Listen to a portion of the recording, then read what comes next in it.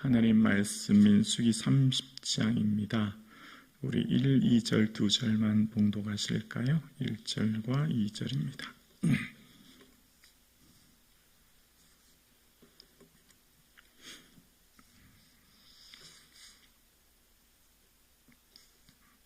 함께요. 모세가 이스라엘 조선 지파의 수령들에게 말하 이르되 여호와의 명령이 이러하니라. 사람이 여호와께 소원하였거니와 결심하고 소약하였으면 깨뜨리지 말고 그가 입으로 말한 대로 다 행할 것이니라. 아멘.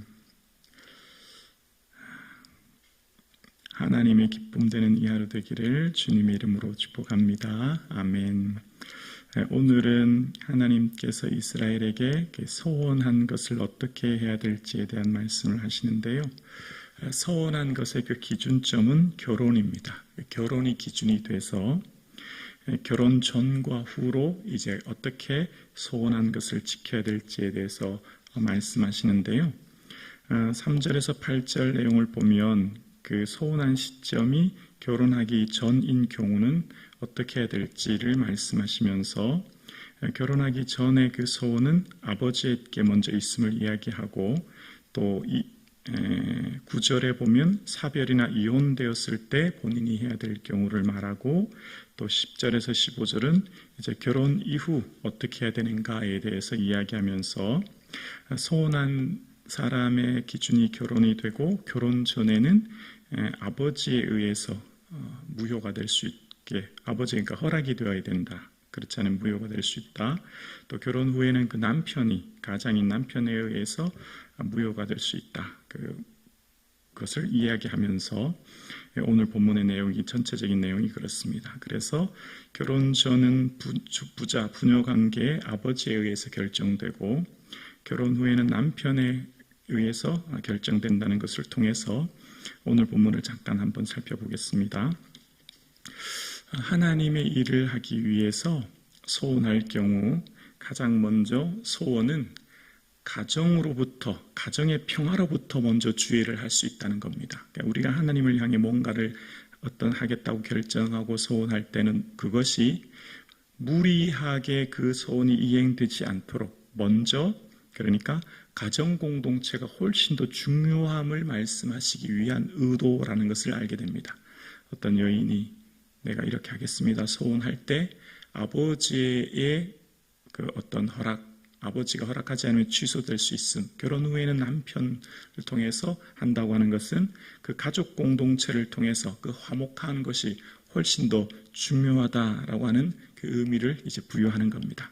그래서 우리가 하나님의 일을 어떤 일을 할 때에도 가족의 화목과 가족의 사랑과 그 부부와의 관계, 또 부녀와의 관계, 서로와의 관계가 하나님과의 관계보다 먼저 평안함으로부터 해야 됨을 깨닫게 돼요.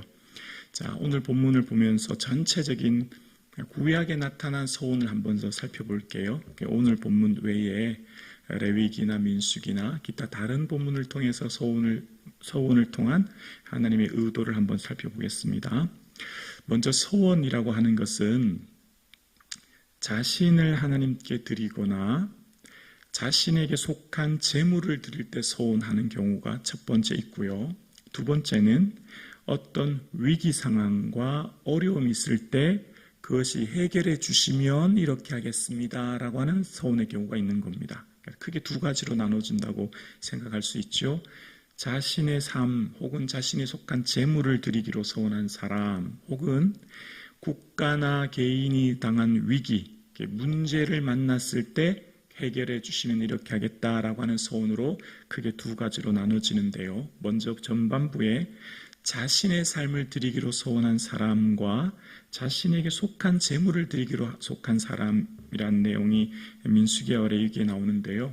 먼저 레위기 27장에 보면 자신의 가축, 자신의 집, 자신의 밭, 자신에게 속한 재물을 하나님께 드리려고 하는 사람은 이렇게 해야 돼 라는 내용이 나옵니다. 그러니까 하나님께서 주신 은혜에 감사하여서 자신의 속한 재물을 드릴 때, 그리고 민수기 6장에 보면 자기 자신을 나실인으로 서원해서 드리려고 하는 사람에 대한 소개가 나옵니다. 그러니까 민수기 6장은 자기 자신을 소원하여서 하나님께 드리고자 하는 사람에 대한 내용이 나오는 거죠. 그래서 소원이라고 하는 것은 재물이나 자신을 드리려고 하는 사람에 대한 소원에 대한 내용이 나와요.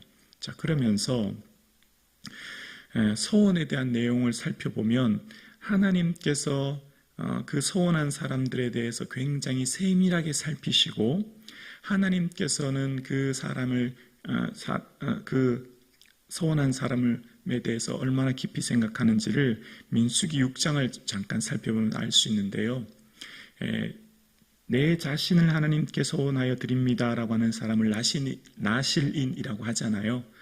나실인이 나타나는 경우는 이런 경우예요. 하나님께서는 모든 사람들이 다 주의 일을 하기를 기뻐하신다라는 의도가 담겨져 있어요. 왜냐하면 나실인의 민수기 6장에 보면 나실인은 남자나 여자가 소원하여 나실인이 될 수 있고 그 사람은 포도주나 독주를 마시지 않고 주의를 할 수 있다. 이런 내용이 나와요.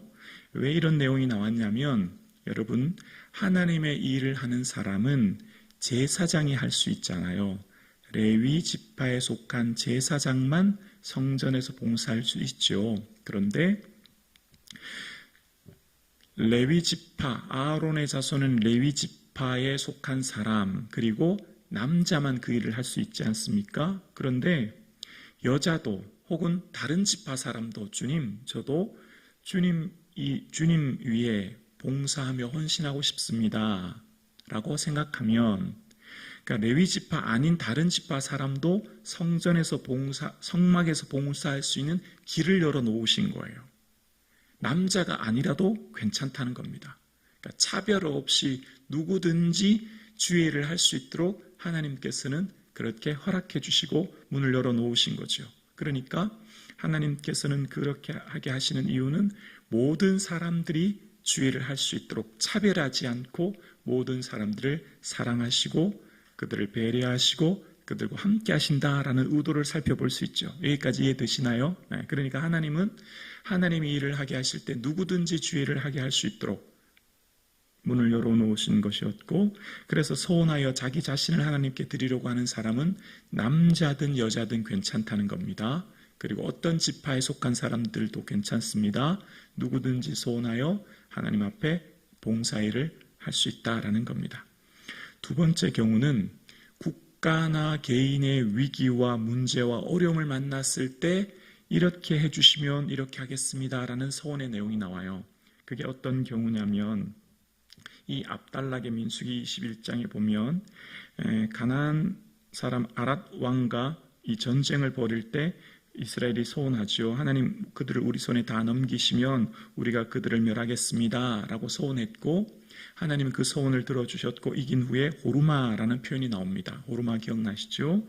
그리고 이 뒤에도 보면 사사기에 보면 입다가 암몬과의 전쟁이 있지 않습니까? 근데 그 전쟁 상황 가운데 암몬을 내 손에 넘기시면 이라고 얘기해요. 암몬과의 전쟁에서 그 위기에서 이기면 내가 평안히 돌아올 때 누구든지 내 문 앞에서 영접하는 사람을 내가 드리겠습니다. 그래서 입다의 딸을 번제로 드렸다라는 내용이 나오죠. 그러니까 국가의 위기, 전쟁의 위기 상황 가운데 하나님 이런 전쟁의 어려움이 있습니다. 해결해 주시면 이렇게 할게요 라고 하는 내용과 두 번째는 개인의 문제와 위기, 그게 한나죠. 지난번 사무엘상 우리가 말씀 묵상했지 않습니까? 아들을 주시면 내가 하나님께 드리겠습니다 라고 하는 내용입니다. 그래서 여기에서 보면 이 국가의 위기나 개인의 위기 상황 가운데 서원한 것은 반드시 이행해야 된다라고 하는 게 하나님의 목적입니다. 왜 그럴까요? 하나님께서는 왜 반드시 이걸 해야 된다고 했을까요? 그렇게 하나님 앞에 드리기로 헌신한 것을 통해서 그들이 하나님께서 해주신 은혜를 잊지 않도록 하기 위함이에요. 자, 볼게요. 하나님, 우리가 지금 가나안 땅 들어가야 되는데요. 전쟁해야 되는데 우리가 너무 힘들고 어려워요. 하나님, 그런데 가나안 땅에 들어가서 전쟁에서 이렇게 승리하게 하시면 내가 이렇게 하겠습니다 라고 하는 것을 지킴을 통해서 어떻게 되죠? 하나님 은혜를 잊지 않고 사는 겁니다. 하나님 은혜를 기억하며 사는 거죠. 그런데 그 가나안 땅에 들어가서 전쟁 후에 그들이 평안하게 살 때 그 베푸신 은혜를 기억하지 않고 이행하지 않을 때는 그들의 삶 가운데 교만이 찾아오는 거죠. 하나님 은혜를 잊어버리게 되죠. 그리고 그들의 삶 가운데 자칫 우상을 숭배할 위험이 있는 겁니다. 그래서 그들 삶 가운데 어떠한 약속을 하기로 했다면 지킴을 통해서 믿음과 신앙이 유지되는 거예요. 자, 우리에게 적용해 볼까요? 우리의 삶 가운데 신앙생활 할 때도 응답 전과 후로 나누어질 수 있죠. 우리가 하나님 앞에 기도할 때 반드시 응답 전 위기, 문제, 어려움이 만나면 절박해요. 너무나 힘이 들어요. 괴로워요. 고통스러워요. 그럴 때는 어떻게 하죠? 절박하기 때문에 하나님께 매달리죠. 절박하기 때문에 하나님께 무릎 꿇고 간절히 간구하죠. 그래서 그것이 비단 그 절박함 속에 하나님을 붙들지만 어떻습니까? 응답된 후에, 해결된 후에, 성공한 후에 태도가 달라지는 모습을 보게 됩니다. 그 뒤에 그 삶은 하나님을 온전히 찾지 않아요. 하나님을 온전히 바라보지 않아요. 그 뒤의 삶은 나 중심의 삶을 사는 것을 보게 됩니다. 여기서 이 소원의 문제가 우리에게 적용될 수 있는 겁니다. 우리의 믿음이 한결같은 믿음 되기 위해, 변함없는 믿음 되기 위해 응답 후, 성공 후, 성취 후에도 하나님만 바라보기를 주님이 원하신다는 것을 알 수 있습니다. 왜죠? 나를 위한 거예요. 나를 위한 거. 하나님을 위한 게 아니고요. 그렇게 하는 것이 결국 나를 위한 겁니다. 언제나 겸손하게 주님만을 바라보며 하는 신앙생활을 할 수 있도록 살아가도록 이것에 실패한 것이 가나안 땅에 도착한 후 그들이 하나님만 바라보아야 될 그들의 삶이 우상을 섬김으로 바벨론 포로가 되지 않습니까? 우리에게도 마찬가지죠. 우리의 삶 가운데서도 과거에 베푸신 하나님의 은혜를 오늘도 기억하고 한결같은 신앙생활을 살아가는 것, 이것이 얼마나 중요한지 모릅니다. 이것이 우리에게 하나님 바라시는 삶인 거죠. 어제 하나님, 오늘 나의 하나님 되어서 한결같이 주님 앞에 신앙생활하는 것, 교만하지 않는 것, 내게 주신 은혜와 복이 많을지라도 그것이 하나님 주신 것을 기억하고 내가 은혜의 통로가 되고 생명의 통로가 되기 위해 살아가는 삶, 그 삶을 주님께서는 원하시는 줄로 우리는 믿습니다. 오늘 우리의 삶의 신앙이 언제나 한결같아서 내게 베푸신 그 모든 은혜를 내 것이 아니라 주의 은혜임을 기억하여서 하나님께서 주신 삶의 모든 자리에서 내가 받은 은혜가 공동체의 기쁨이 되는 그런 은혜가 있기를 주의 이름으로 축원합니다. 특별히 서원한 후에 해야 될 규례 중에 레위기 7장에 보면 화목제물을 드리게 되어 있는데요. 근데 그 화목제물은 그 특징을 보면 제물을 드린 날 함께 먹고 그 이튿날까지 먹습니다. 그런데 셋째 날에는 불사르라 라고 이야기해요. 화목제물을 먹을 때는 그날과 그 이튿날 함께 먹습니다. 가족과 함께 온 공동체가 같이 먹습니다. 소원한 그 사람을 통해 공동체가 은혜를 누리는 거예요. 소원한 한 사람을 통해서 그 공동체 전체의 기쁨이 되는 겁니다. 소원한 한 사람은 그 소원한 한 사람만의 기쁨이 아니라 그 공동체의 기쁨이 되어서 함께하는 거죠. 우리가 이 가나안 땅 전쟁에서도 보면 그 소원을 통해서 결국 전쟁에서 승리하게 되지 않습니까? 그 공동체의 기쁨이 되는 거죠. 그래서 하나님께서 내려주신 은혜는, 하나님께서 내려주신 그 축복은, 하나님께서 주신 내게 놀라운 은총과 성공은 반드시 나만의 것이 아님을 성경은 끊임없이 얘기하는 겁니다. 공동체를 위한 것, 내가 속한 그 공동체와 함께 나누는 것, 그것이 우리에게 주신 은혜인 겁니다. 그럴 때 우리의 삶의 은혜를 기억할 때 내가 속한 공동체가 더 이상 짐이 되지 않아요. 내가 속한 공동체가 부담이 되지 않아요. 내가 속한 공동체가 기쁨이 되는 거죠. 그래서 하나님의 받은 은혜를 기억하는 그 한 사람을 통해 공동체가 살아나는 겁니다. 이것이 소원의 참 뜻인 거죠. 오늘 예배하는 저와 여러분의 삶 가운데 주신 그 하나님의 은혜를 잊지 않고 기억함으로 어제 그토록 간구했던 기도가 오늘 응답되었다면 그 응답을 이웃과 함께 나눔으로 내 공동체가 나로부터 살아나는 역사가 있기를 주님의 이름으로 축원합니다.